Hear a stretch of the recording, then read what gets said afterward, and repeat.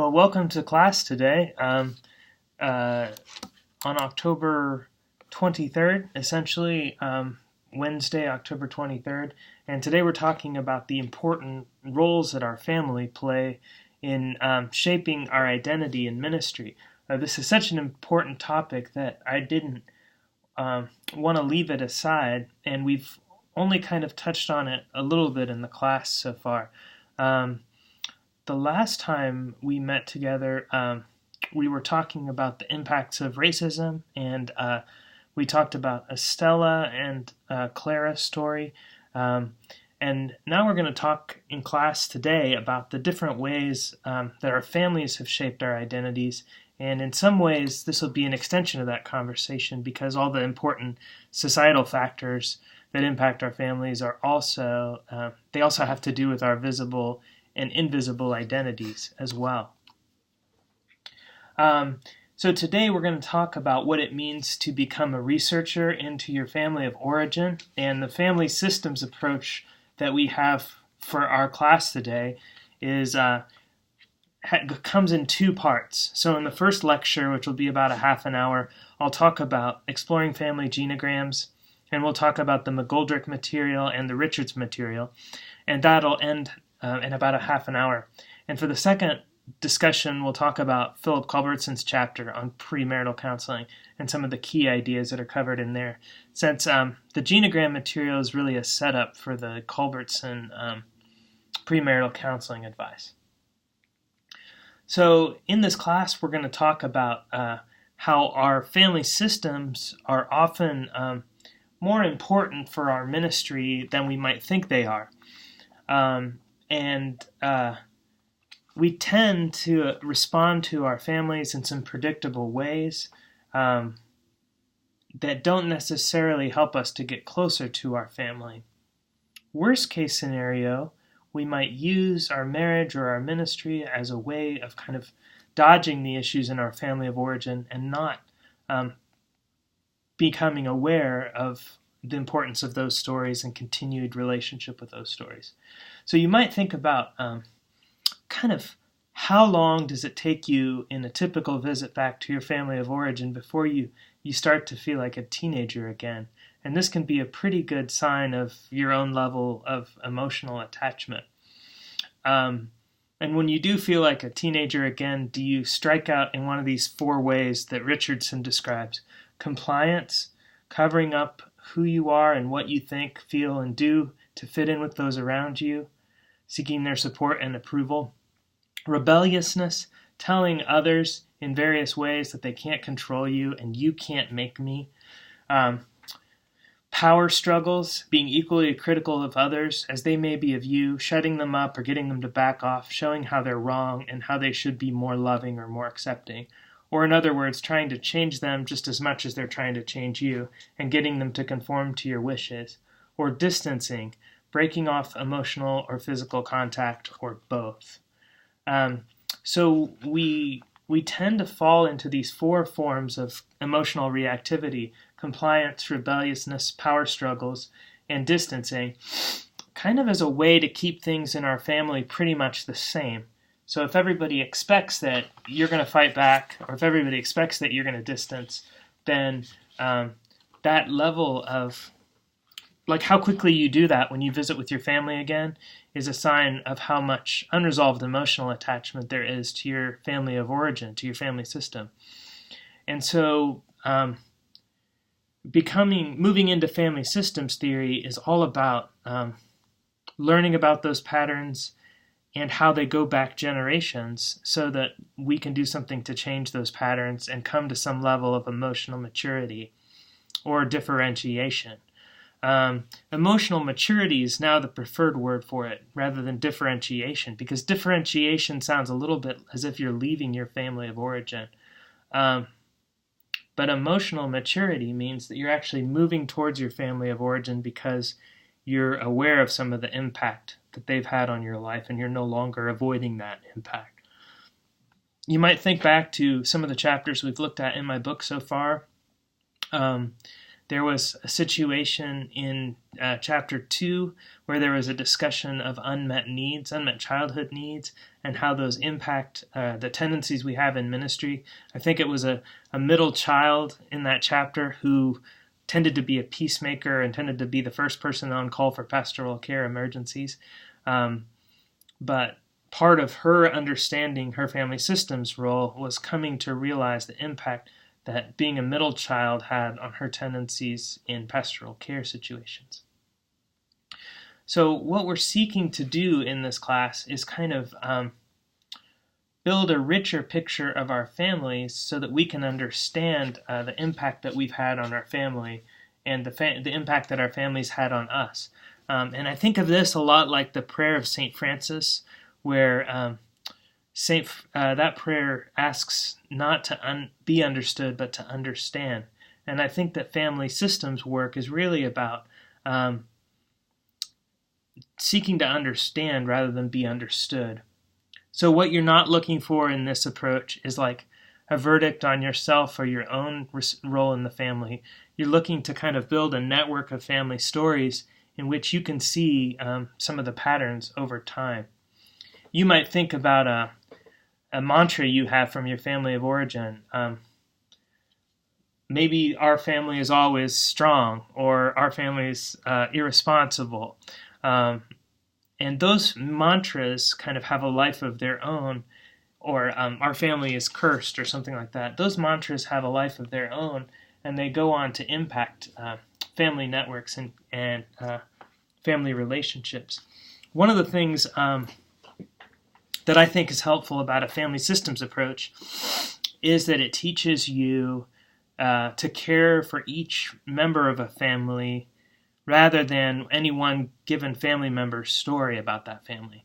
So it really is an interpretive move that seeks to broaden the network of family stories so that you can be a more informed and engaged family participant. Let's do this. Let's look at Benjamin Franklin's genogram on page 36 and 37.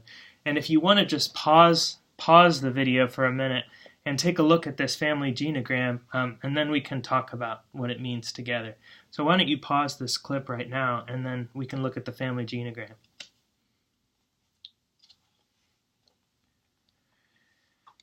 Okay, so this is Benjamin Franklin's family genogram, and one of the first things you notice is the patterns of cutoff. This line with the cutoff means that there's a distant relationship between the father and the son, and that pattern of cutoff continues for 3 generations, right across the family tree.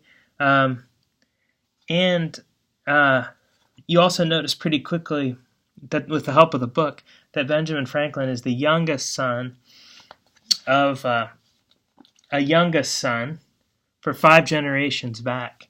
And what that's supposed to do is it's supposed to kind of solidify his sibling position. So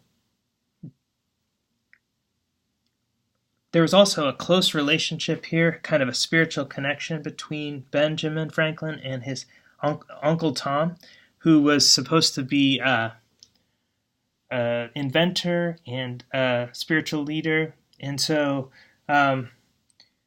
his highly creative genius, Uncle Tom, made a special connection with Ben. And you notice the coincidence that the birthday is exactly the same, but 4 years after his death. So those coincidences, when they show up in a family genogram, are also really significant. So the fact that you have an emotional cutoff with the father, Josiah, and you have closeness with an uncle, and another emotional cutoff between Josiah and his brother Tom, that's an emotional triangle. And what you often see in family systems are there's a cutoff with one family member, and then the other family member is close on the other side. But that closeness with the other family member often comes at the consequence of the relationship between the parent and the child. So the closeness between Tom and Ben in the Franklin family system means that Benjamin and his father won't be as close.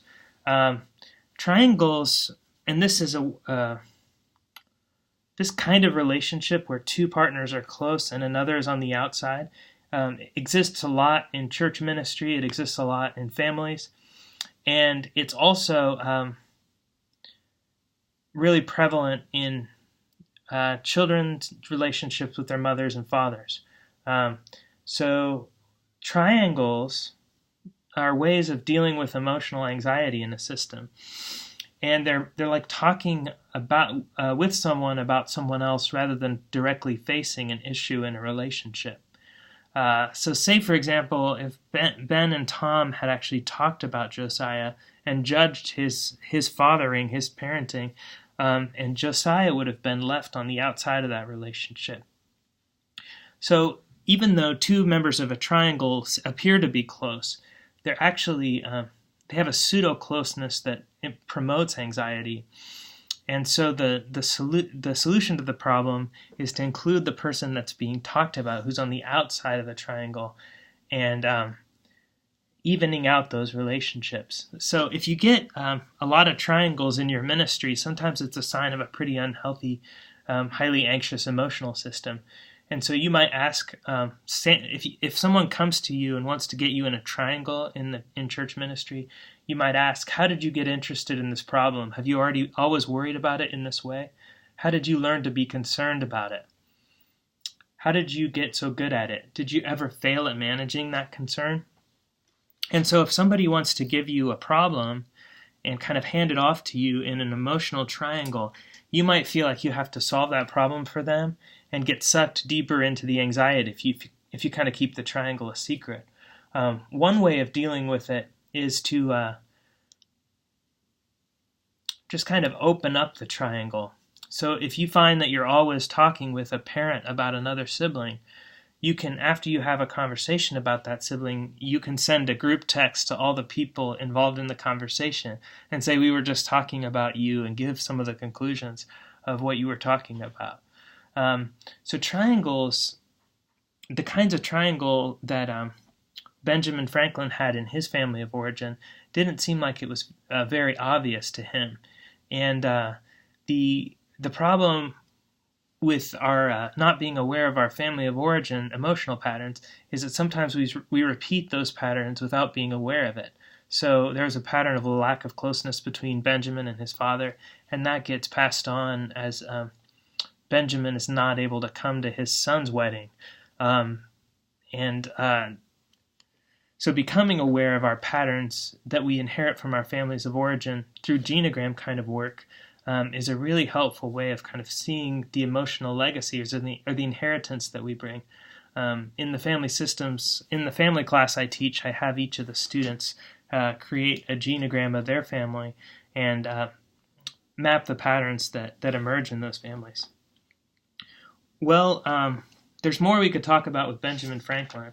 I think it's fascinating that he doesn't seem too aware of the impact of his family patterns on his own legacy. And one question we might ask is, how does doing a family genogram like this help you kind of become aware of the patterns in your family of origin?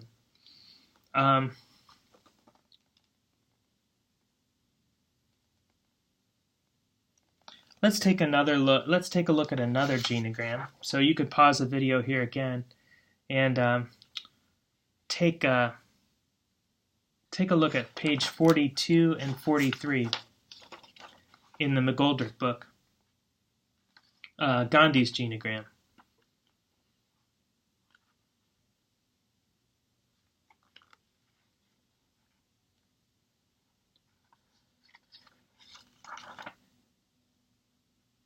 So in Gandhi's genogram, you can take a look at the patterns of relationship, but it's almost more helpful to read the analysis of the genogram on page 40. So flip back and forth between page 40 and page 42 and 43, where you see the relationships plotted. So in this family genogram, you can see there's a cutoff between Gandhi, who is the youngest son, and his oldest son. And you can also see that there's a lot of devotion from his youngest son, and you can see that sometimes family members fall into predictable roles in their families of origin that take on certain patterns. So one of the there was supposed to be like a group wedding in Gandhi's own generation right at the same time, which can be a sign of like an emotional fusion in the family, because it was two sons and a cousin who were all going to get married at the same time, and the father had an accident, and then Gandhi was having sex with his wife when his father died, something for which he felt intense guilt, and then he viewed his sons as an expression of his guilt. So he had difficult relationships with his own children, which McGoldrick wonders if it was related to the unprocessed trauma that Gandhi felt around the guilt in his family of origin. So McGoldrick says it's really important to try to ask relevant questions in our families, and that we often don't do so. There might be forbidden rules that say who somebody is in a family that lead us to not ask the interesting questions. But you might just think, if you start to see patterns in your family, if you could find out a little bit more about those patterns, it could be really helpful. It might be just a gentle, interested question like, oh, I noticed all of these sets of my grandparents served in World War II. Why didn't this particular grandparent serve in World War II? And you might start to develop a knowledge of some aspects of your family history that you haven't known before. One aspect, I was talking about Gandhi's relationships with his son and how there was a good child and then there was kind of an emotional cutoff. Often families have certain roles that family members tend to fall into. There could be the good child. And by the way, the role that you play in your family of origin also tends to show up in your work again and in other relationships that you have. So that's why it's really important to become aware of it. Here's some examples of some family of origin roles. And they're not bad roles, but they become difficult if you have to play them with a lot of inflexibility. And so the goal, I guess, is to become aware of what roles you might have played in the past.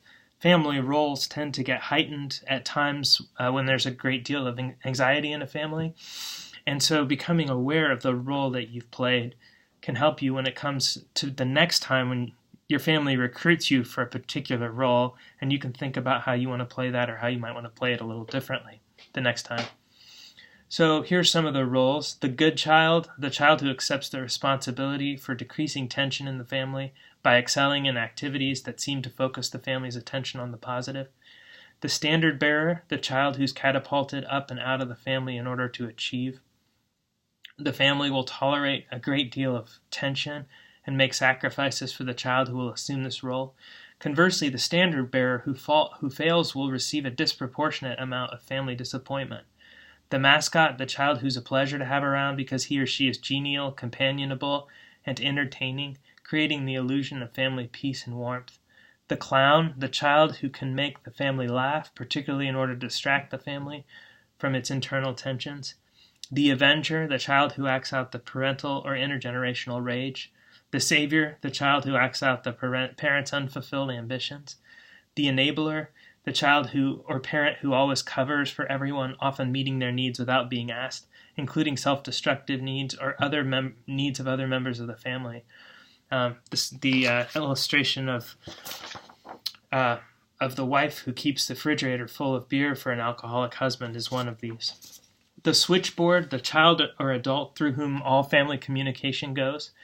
In such family, no one speaks directly to others, particularly about painful or controversial subjects, and no one dares to point out that the emperor wears no clothes.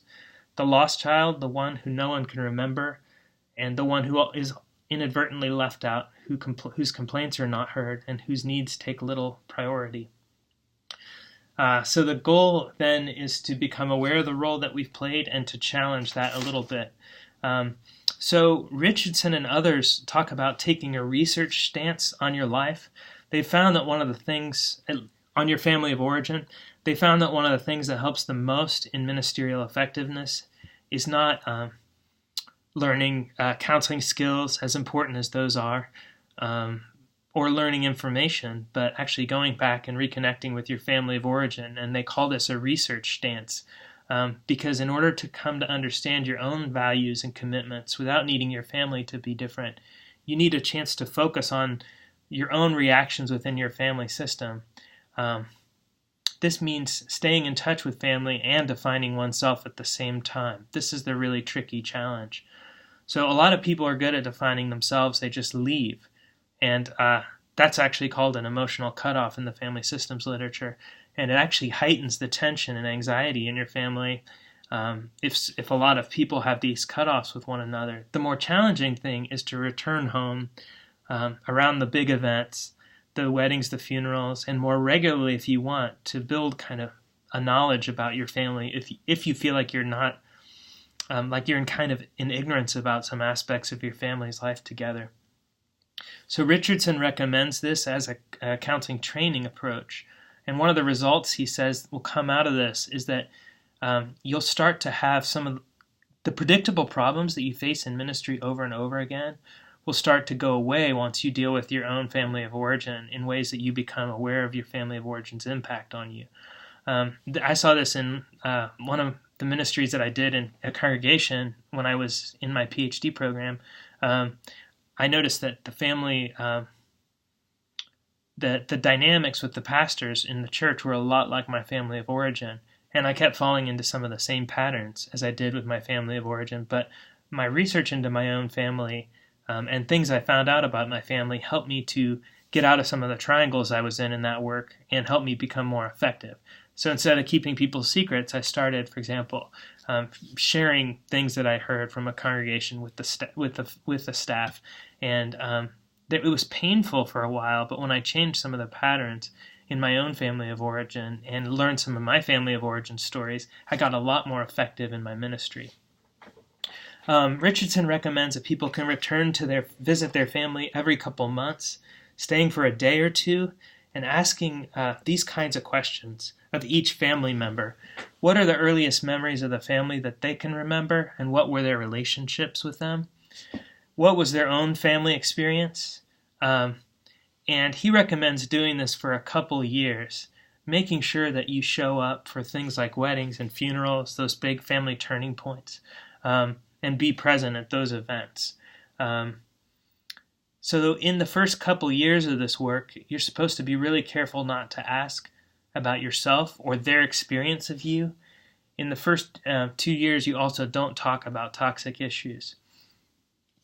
What you want to do is build close enough relationships with your family that they start to trust you again, and you're getting curious and asking about gaps in the stories of their family. So you're asking about their experience as children, not about your own experience in relationship to them. Get curious, find out about the gaps in the story, and find out who is missing. So who gets their stories told for them a lot? Who are the secrets that the family says, don't share this story? Try to figure out who those people are, because they end up being really important to your family of origin. One of the takeaways of this kind of theory is that every single person in your family is equally important to your family story, even if they've kind of been sidelined in the interpretation of that story. As a result of doing this, you will find yourself more connected to each family member, and you can acknowledge your reactivity.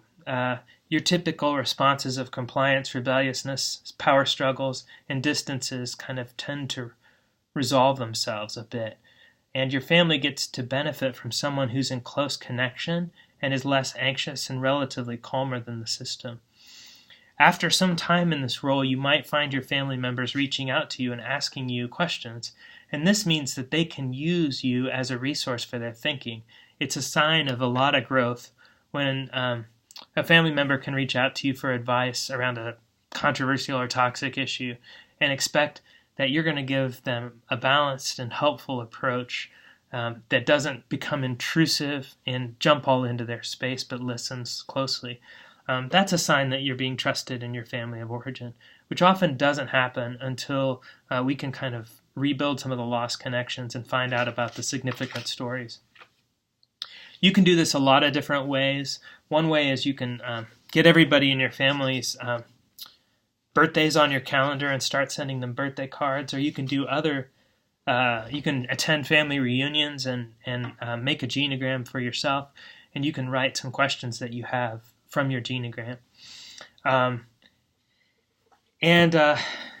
think a lot of times we feel like when we get the commandment to honor our father and mother, that in the Old Testament, that it needs to be that we need to not ask difficult questions in order to honor our father and mother. But what I find through doing this genogram research and family systems research is that it's actually more deeply honoring to have richer pictures of who our family members are and stories about them, and to get those pictures essentially before we lose some of the significant voices from the previous generations. So Ronald Richardson gives an example, I think a nice example of his own work in approaching his family of origin in this chapter that I shared with you. I wanted to share this chapter with you because in some ways it's a relatively calm family, and you can see the patterns so easily.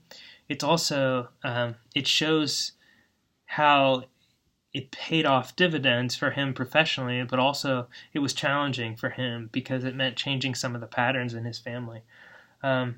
So he was the only son of a mother who, if you want to look at Richardson's book, you can see his family genogram, a really simplified version of his family genogram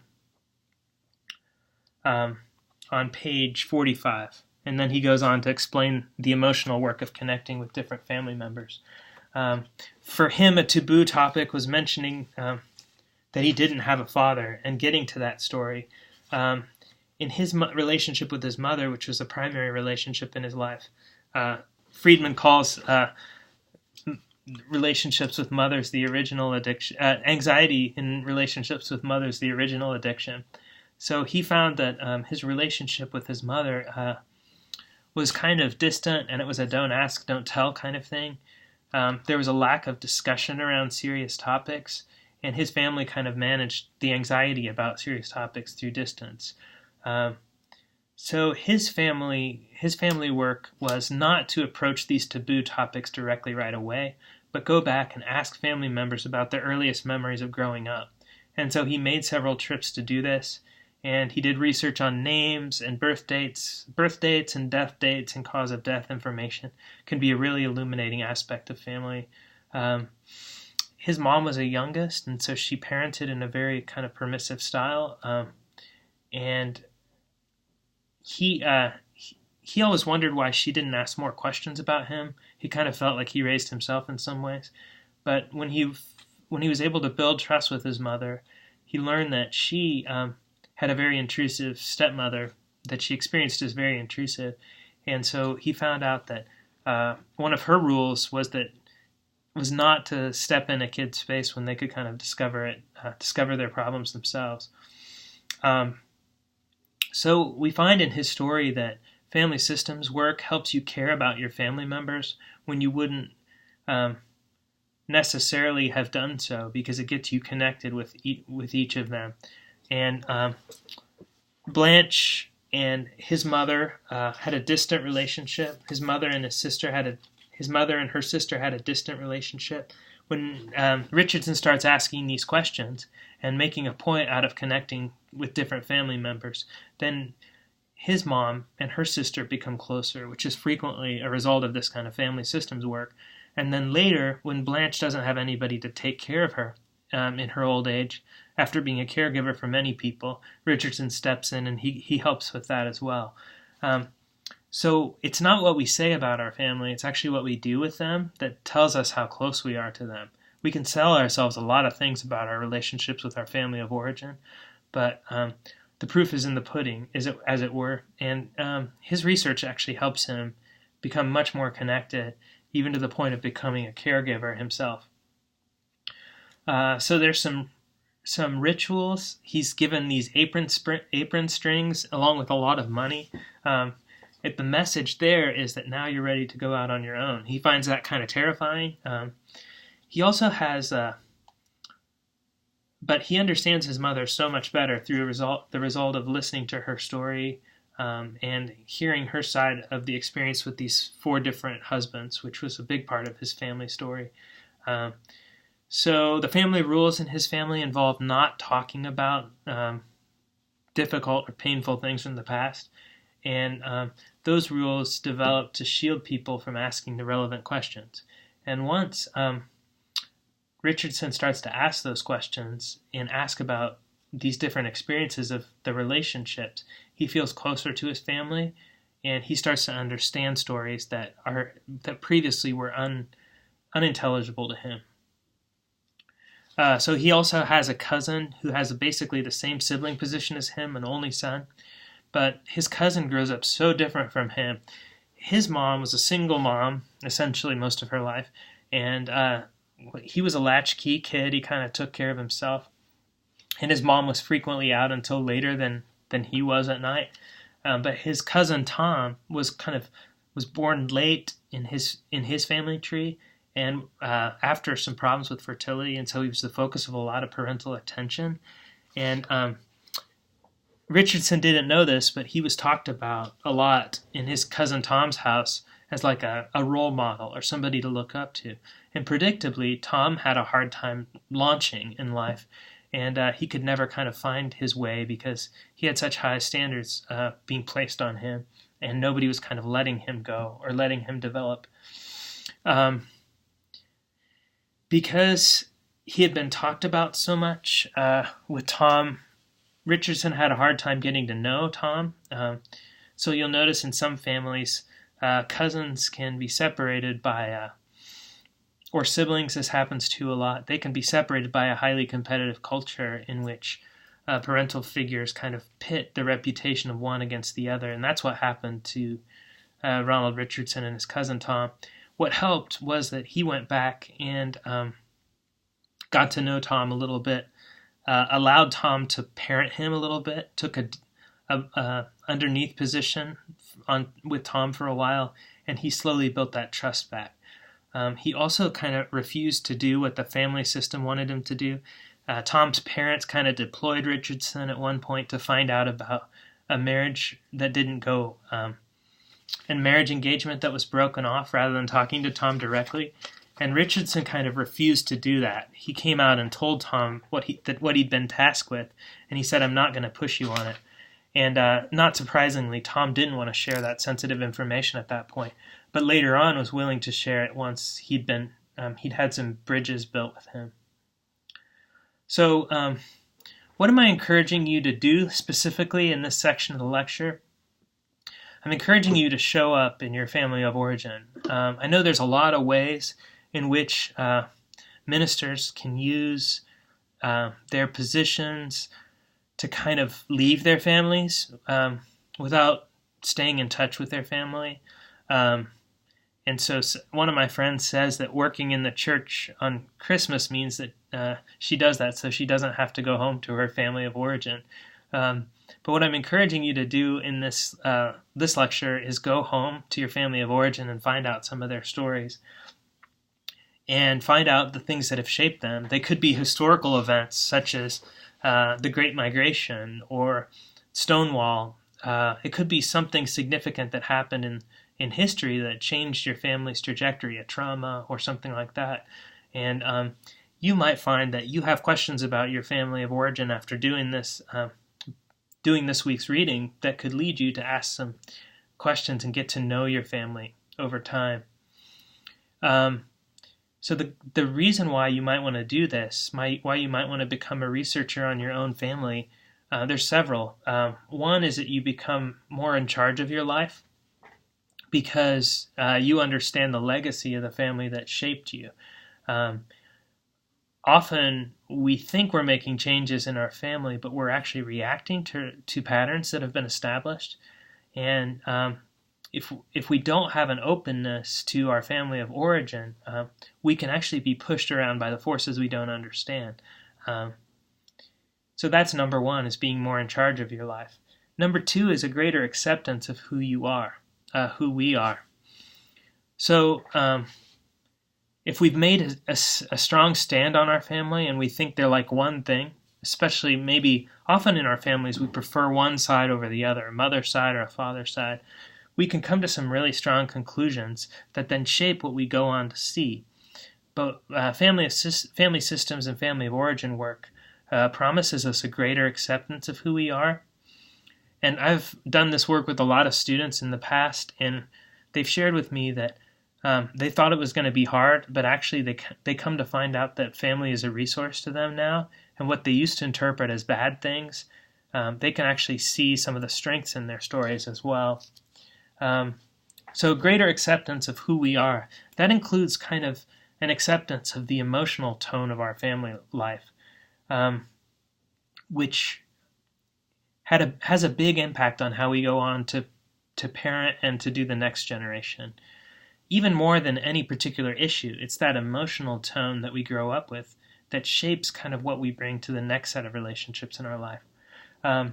Greater acceptance, number three, a greater acceptance of what was not a part of our family.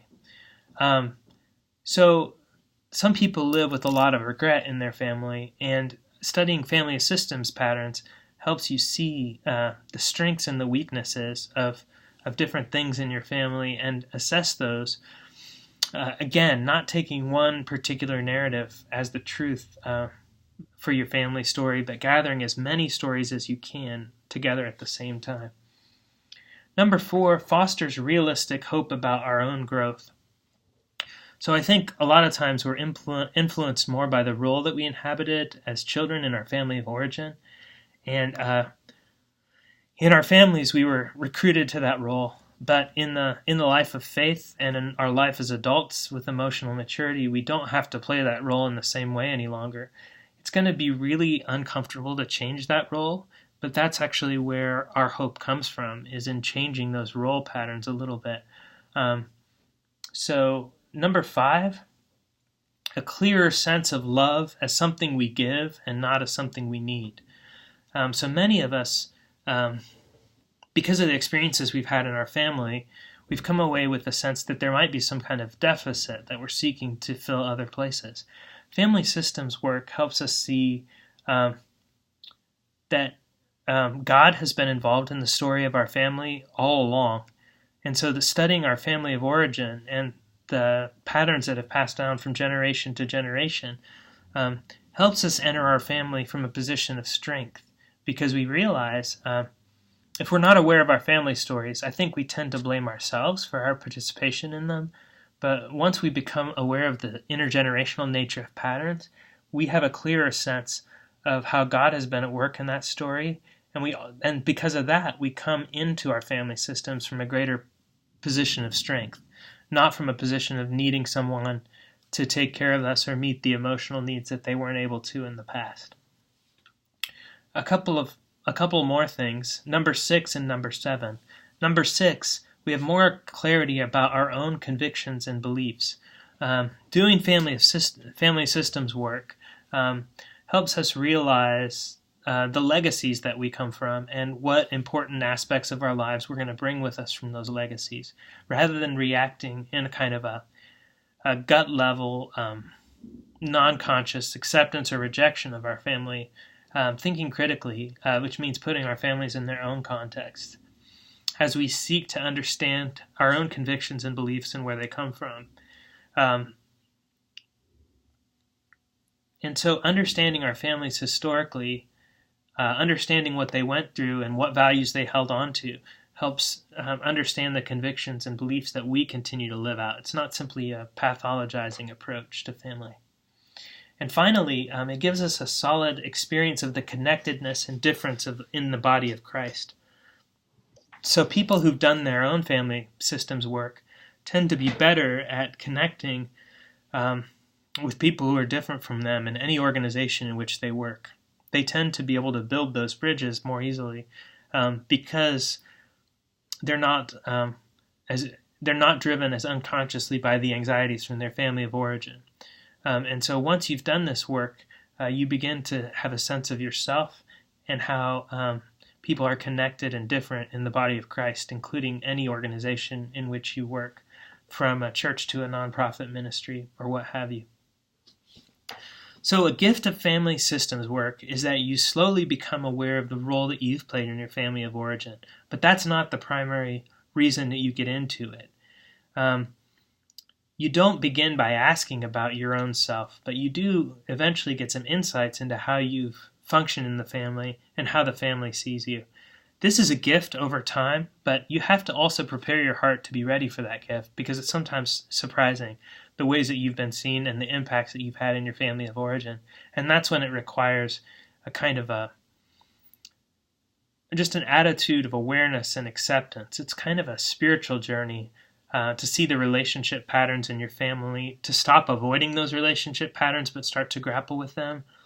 And then you can start to participate in some ways of being different in your family of origin. So again, a lot of people feel like doing this kind of research is offensive to your family or something like that. But I would suggest that it's actually a way of staying in touch. And I encourage you right now to think about some family members who have stories that you haven't heard yet. And they might be the last one in their generation who holds a certain kind of generational memory in your family. I'd encourage you, while the time is now, to ask some of these genogram type questions drawn from the end of the McGoldrick chapters or drawn from Richardson's example, and discover you could schedule a conversation on the phone or over Skype, or you could go to a family reunion and talk to some of these people, but discover some of the stories that you didn't know that have shaped your family, and then just become curious about those stories in the future. And early on, I would encourage you to stay away from the toxic issues, but approach those kind of slowly as you build trust. And again, your goal is not to placate your family, not to criticize your family. You don't want to shut down, and you don't want to defend yourself as you enter your family of origin. You're in the process of deciding what your responsibility is to your family of origin. And I wouldn't say ahead of time that you could know what that might be. But a healthy perspective that comes from doing this kind of research is being able to see more sides of the family story, even just a little bit more of the family story. I ask students in my other class to do genograms on their family, and I always give them the same exact advice. When I grade their genograms, I encourage them to get to know the family, the side of their family that they know the least. So if you find that you're closer to your dad's side of the family than your mom's, then the assignment would be to begin research with your mom's side of the family and discover some of those stories that are missing. Otherwise, it could be you're close to your mom's side of the family, and the research is then to start with your dad's side of the family and explore some of those relationships. I know that some of you have some really horrendous experiences with your family, and it feels very threatening to go back and do family systems research. But I'd encourage you to think about this and try to discern whether you're interested in this kind of research and whose story you might be missing in that family of origin. I'm not encouraging you to go in depth in a Richardson approach, especially not during the seminary semester, but in the process of discovering some of your family stories, you might find that there's a broader perspective put around some of your family narratives, even the ones that were really traumatic and painful, and that you can see those family members from a different perspective. And this also will be a resource for you. McGoldrick says that we need to learn what our parents were most afraid of as parents, and I think that's a really profound insight. What we get then are a lot of cultural and situated family stories and narratives, and those stories, once we gather them together, help us talk with our own children about moments where we've struggled and some of the themes in our family. So some things are predictable. There's always going to be family secrets. There's always going to be triangles. But there are ways to move beyond some of the typical patterns in your family.